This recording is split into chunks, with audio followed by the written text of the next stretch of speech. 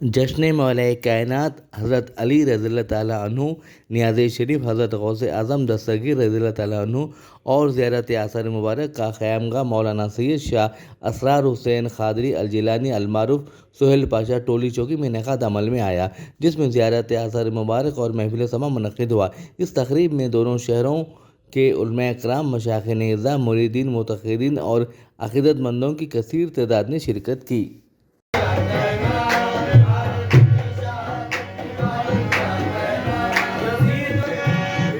हर साल की है आप ही की याद से,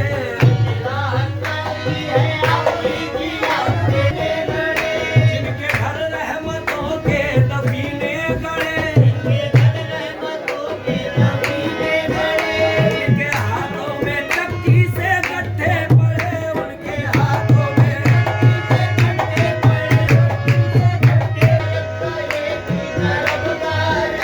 चश्मे रहमत का मौरूसी हकदार है, ये भी तलबगार है।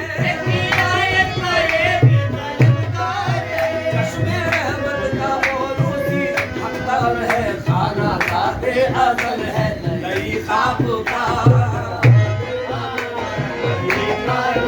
खाना खाते अजल है नई ख्वाब का।